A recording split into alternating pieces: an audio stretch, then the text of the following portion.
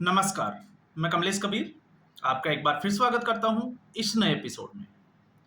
आज के इस एपिसोड में हम बात करेंगे कश्मीरियत की, जमहूरियत की, या हम कहें गंगा जमुनी तहजीब की।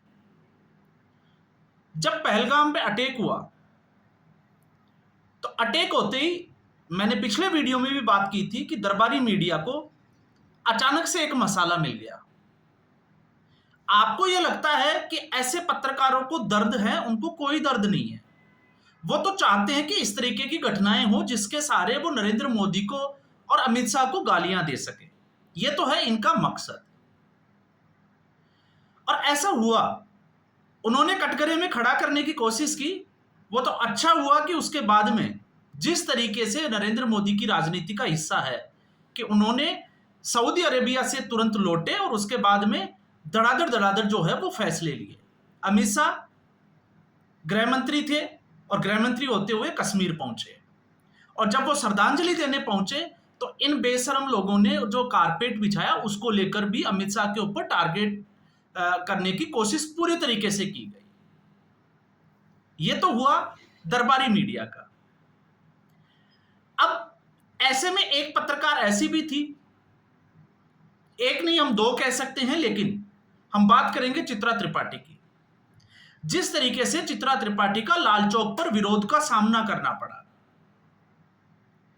रूबिका लियाकत भी पहुंची थी, लेकिन मैं रूबिका लियाकत की इस वीडियो में बात नहीं करने वाला हूं। यह सवाल खड़े करता है उन पत्रकारों के ऊपर जो दिल्ली में, नोएडा में एसी के कमरे में, स्टूडियो में बैठकर अपना ज्ञान देते हैं। और ज्ञान देने की आप देखिए कि पहली बार इस पूरे देश में माहौल बनाने की कोशिश की गई कि इस बार कश्मीरी लोगों की आंखें जो है वो नम थी।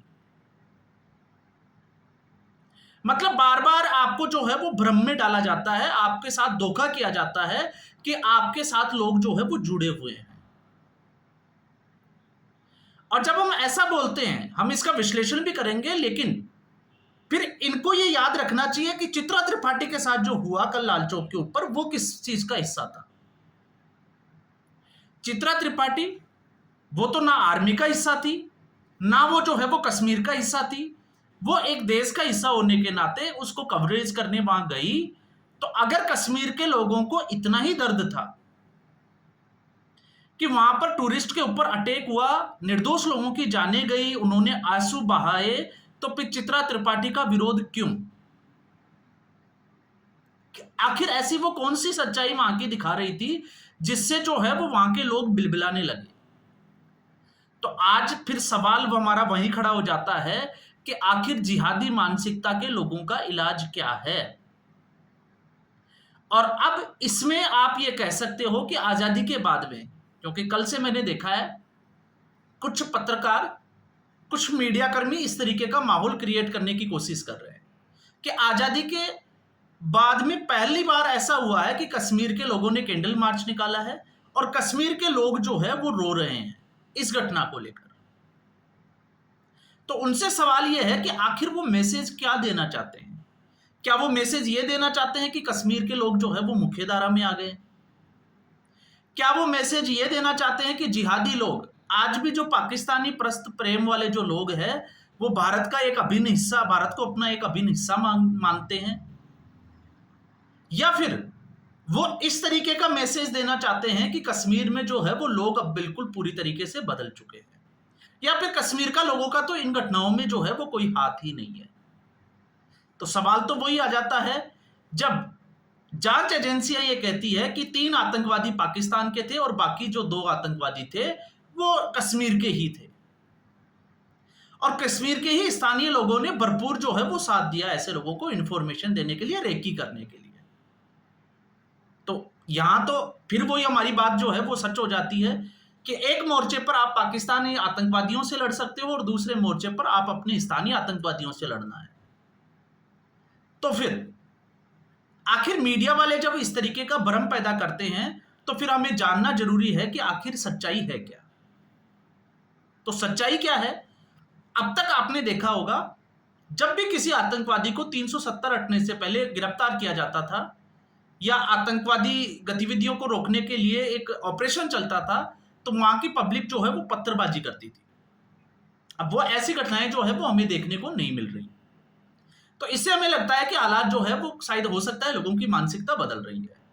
लेकिन अगर आप इस पैटर्न को समझोगे तो पैटर्न ये कहता है कि जब हम गैर मुस्लिमों की बात करते हैं तो गैर मुस्लिमों में, और ऐसी बात करना इसलिए जरूरी है कि ये सीधे तौर से अगर जो लगता है, जो लोग ये कहते हैं कि आतंकवाद का कोई धर्म नहीं होता, मैं दावे के साथ कहता हूं कि ये इस्लामिक टेरर का ही एक हिस्सा है। ये इस्लामिक टेरर की जो मानसिकता है उसी का पार्ट है, इससे अलावा जो है वो कुछ भी नहीं है। भले आप इस बात से मेरी से जो है वो आप सहमत है या नहीं है। क्यों ऐसा मैं क्यों कह रहा हूं? क्योंकि हर बार जो है वो इसका टारगेट हमेशा नॉन मुस्लिम ही होता है, और इसका पहला टारगेट होता है आर्मी पर्सनल्स।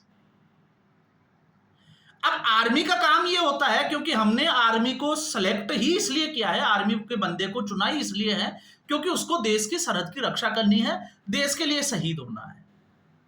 तो ऐसी स्थिति में होता क्या है, अगर आर्मी के ऊपर कोई बड़ा आतंकवादी घटना होती है, बड़ा आतंकवादी हमला होता है पुलवामा जैसा, तो फिर हम लोग जो है वो उनके लिए कैंडल मार्च भी निकालते हैं, उनके लिए आंसू भी बहाते हैं, ट्वीट भी करते हैं, मैसेज भी फॉरवर्ड करते हैं, हम तमाम तरह की चीजें करते हैं।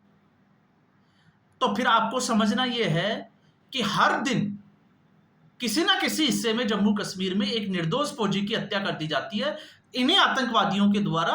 तब हम चुप क्यों बैठते हैं? वो इसलिए क्योंकि अब तक का पैटर्न ये था कि वो आर्मी पर्सनल्स के ऊपर अटैक करते थे, और आर्मी पर्सनल्स के ऊपर जब अटैक किया जाता था तो वो हमें ज्यादा प्रभावित नहीं करता था। दूसरा जो अटैक किया जाता था अब तक, वो किया जाता था श्रद्धालुओं पे, चाहे तो वो वैष्णो देवी के जाते हो या फिर अमरनाथ यात्रा के लिए जाते हो। तो अमरनाथ यात्रा के लिए जितने भी लोग जो जाते थे, तो आपने उनके पैटर्न को अगर देखा हो तो वो अटैक करते थे पहलगाम के ऊपरी हिस्से पर। अब पहलगाम के ऊपरी हिस्से जहां पे सिर्फ और सिर्फ अमरनाथ यात्रा के लिए हर साल श्रद्धालु जाते हैं। अब श्रद्धालुओं का भी एक बहाना होता है, और बहाना यह होता है क्योंकि पाकिस्तान के आतंकवादी आते हैं और इनको टारगेट करके चले जाते हैं, डर का माहौल पैदा करने के लिए। लेकिन सवाल तो फिर यही हो जाता है कि आखिर नॉन मुस्लिम कम्युनिटी ही क्यों? और ऐसे में जब हम बात करते हैं तो ऐसे में इसके लिए अगर आपको प्रमाण और फैक्ट्स चाहिए तो आप चेक कर सकते हैं 2000 के बाद की कुछ स्थिति में। सन 2000 में अमरनाथ यात्रियों के ऊपर जो है वो एक अटैक होता है जिसमें लगभग 32 लोगों की मौत हो जाती है। उसके बाद 2001 में आपको पता होगा शेषनाग वाला जो हिस्सा है अमरनाथ यात्रा का, वहां पर अटैक होता है। फिर 2002 में भी ऐसी ही घटना होती है, फिर 2006 में होता है, फिर 2007 में होता है, 2013 में होता है, 2024 में आपको पता है रईसी में एक बस के ऊपर जो है वो श्रद्धालुओं के ऊपर धनाधन गोलियां बरसाई जाती है। तो ये है दूसरा पैटर्न, जो आर्मी पर्सनल्स के अलावा अटैक किया जाता है श्रद्धालुओं के ऊपर। लेकिन अब तक स्थिति यह थी कि किसी भी टूरिस्ट को अटैक नहीं किया जाता था, और इस अटैक से बचने की कोशिश भी की जाती थी। क्योंकि अगर अमरनाथ यात्राओं के आप सोच के देखिए, पहलगाम या हम बात करते हैं उससे पहले कश्मीर में जहां ये लैंड करते हैं, किसी ने जाना है तो अगर वो कश्मीर में लैंड करते हैं तो कश्मीर में ही अटैक क्यों नहीं करते थे? ताकि टूरिस्ट में पैनिक क्रिएट ना हो। अब टूरिस्ट में पैनिक क्यों नहीं क्रिएट करना चाहते?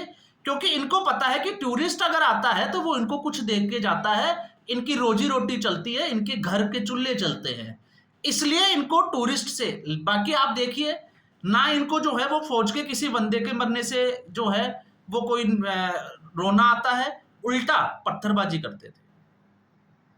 श्रद्धालुओं की मौत हुई, उनके ऊपर अटैक हुए, आज तक जो है वो कश्मीरी लोगों ने कभी कैंडल मार्च नहीं निकाला, क्योंकि इनसे उनकी आजीविका पे कोई ज्यादा फर्क नहीं पड़ने वाला था, क्योंकि ये सारी गतिविधियां सरकार के अधीन होती है पहलगाम से ऊपर अगर आप जाते हो तो। और फिर उसके बाद में कल आपने देखा कि टूरिस्ट जब जाने लगे तब इन लोगों को याद आया कि ये तो बहुत गलत हो गया, क्योंकि ऐसी घटना होने से अब टूरिस्ट यहां पर आएंगे नहीं तो लोगों की रोजी रोटी कैसे चलेगी। अब इसमें आप सोच के देखिए कि मानसिकता जो है वो आज भी वो की वही है। अगर आपको इसके बहाने कोई पत्रकार, मीडिया कर्मी अगर आपको बरगलाने की कोशिश करे तो आपको सावधान और सतर्क रहने की जरूरत है। जैसे ही पहलगाम की यह घटना हुई टूरिस्ट वापस लौटने लगे तो कश्मीर के लोग जो है वो रोना रोने लग गए मीडिया के सामने आके, जबकि ऐसी घटना को रोकने के लिए इन आतंकवादियों को जो पनाह देते हैं उन लोगों के ऊपर कश्मीरियों ने आज तक कितना एक्शन लिया। और इतना ही दर्द है हिंदुओं के वहां से लौटने का। अब मैं हिंदू वर्ड जानबूझ के यहां यूज कर रहा हूं। नॉन मुस्लिमों के अगर जम्मू कश्मीर से लौटने का दर्द है तो 1989-90 के दौर में जो हिंदू विस्थापित हुए, ये उनके लिए आंसू क्यों नहीं बहाते, उनके लिए पलके क्यों नहीं बिछाते? जम्मू की मुट्ठी जगह जो है जहां पर विस्थापितों की हिंदुओं की कॉलोनियां है, वहां पर आके ये लोग उनको वापस क्यों नहीं लेके जाते?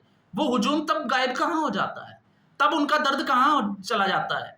तो ये वास्तविकता है जिसको आपको और हमें समझना पड़ेगा कि वास्तविकता में स्थिति और सोच जो है, मानसिकता है, वो है क्या। इसलिए जो भी अगर आपसे गंगा जमुनी तहजीब की बात करता है, कश्मीरियत की बात करता है या जमहूरियत की बात करता है, तो मान के चलिए कि वो आपके पीठ पीछे से खंजर भोंकने के लिए तैयार बैठा है।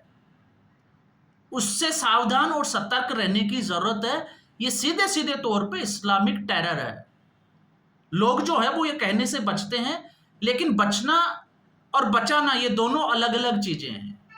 मैं देख रहा था कल से अलग अलग जो मीडिया वाले हैं वो अलग अलग तरीके से अपनी रिपोर्टिंग करते हैं, अपनी टीआरपी बढ़ाने के लिए। कुछ लोग जो है वो सरकार को घेरने के लिए किसी भी हद तक जाने के लिए तैयार है। तो उन लोगों से भी ये सवाल है कि आखिर वो इसको जस्टिफाई कैसे करेंगे? आप जब सेना जब वहां पे एक्शन लेती है, सर्च ऑपरेशन करती है और कोई आतंकवादी मारा जाता है, तो आप उल्टा सेना को ही कटघरे में खड़ा कर देते हो। तो सवाल आपसे यह है कि जब फौजी मरते हैं तब इन कश्मीरियों का दर्द क्यों नहीं जागता? आज तो ये कह रहे हैं कि हम हिंदुस्तानी हैं, तो क्या आर्मी वाले पाकिस्तान से आए हैं या अफगानिस्तान से आए हैं? जब किसी यात्रा के ऊपर नॉन मुस्लिम श्रद्धालुओं के ऊपर अटैक होता है तब भी ये लोग चुप रहते हैं, लेकिन फिर अचानक से कल टूरिस्ट जब वापस जाने लगे तब इनको कैसे इनका दर्द जो है वो जागने लगा? क्यों? क्योंकि इनका सेल्फ इंटरेस्ट था इसमें। ये लोग वहां पर पैसा देते थे, इनके घरों की रोजी रोटी चलती थी। और जो लोग कल से ये कह रहे हैं कि उसमें एक व्यक्ति जो है वो मुस्लिम भी था, उन लोगों को एक्सपोज करने के लिए मुझे स्टेटमेंट देने की जरूरत नहीं है।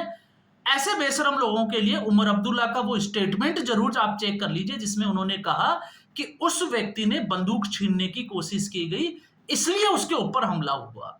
मतलब अगर वह व्यक्ति जो घोड़ा चला रहा था, सैयद हुसैन कुछ ऐसा कुछ नाम था उसका, मैं कंफर्म नहीं है, मान लो अगर वो उनको रोकता नहीं तो शायद उसकी जान नहीं जाती। है उमर अब्दुल्ला का स्टेटमेंट है।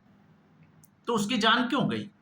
मतलब ये था कि वो उसकी जान लेने के लिए नहीं आए थे, उसने इंटरफेयर किया, उनकी बंदूक कोसने की कोशिश, छीनने की जो है वो कोशिश की, हमला रोकने के लिए जो है वो कोशिश की, इस वजह से वो मारा गया, वरना उसकी हत्या नहीं होती। तो यहां पर इन लोगों को एक्सपोज करने के लिए किसी की जरूरत नहीं है। और अब आप देख लीजिएगा पहलगाम अटैक में जो नॉन मुस्लिम कम्युनिटी के देश भर के जो टूरिस्ट मारे गए, तब इनको मानवता और मनुष्यता की याद नहीं आई, तब इनको नरेंद्र मोदी और अमित शाह को गालियां कैसे देनी है उसकी याद आई। लेकिन अब जब पाकिस्तान के ऊपर कड़े एक्शन लिया जाएगा तो पाकिस्तान पंजाब सिंध प्रांत के जहां पर सबसे ज्यादा आर्मी के लोग हैं, फौज के लोग हैं, जो पाकिस्तान सरकार को कंट्रोल कराते हैं और इन सब घटनाओं के लिए जिम्मेवार है, वहां के घरों का जब पानी बंद हो जाएगा किसानों का, तो इन लोगों को मानवता की याद आएगी, इनको दया दिखाई देगी, वो निर्दोष दिखाई देंगे। चाहे वो आए और हमारे आर्मी के फौजियों को अगर हम बात करें, चाहे उनके सर काट ले जाएं, चाहे टेररिस्टों के ऊपर जो है वो गोलियां चला के ले जाएं, तब इनको जो है वो हमारी सुरक्षा एजेंसियों को कैसे कोसना है, सिर्फ वो ही याद रहता है। तो ये है हमारे मीडिया की सच्चाई। तो आज के एपिसोड में बस इतना ही। उम्मीद करूंगा वीडियो एपिसोड आपको पसंद आया होगा। वीडियो को लाइक करें, शेयर करें, चैनल जरूर सब्सक्राइब करें। धन्यवाद।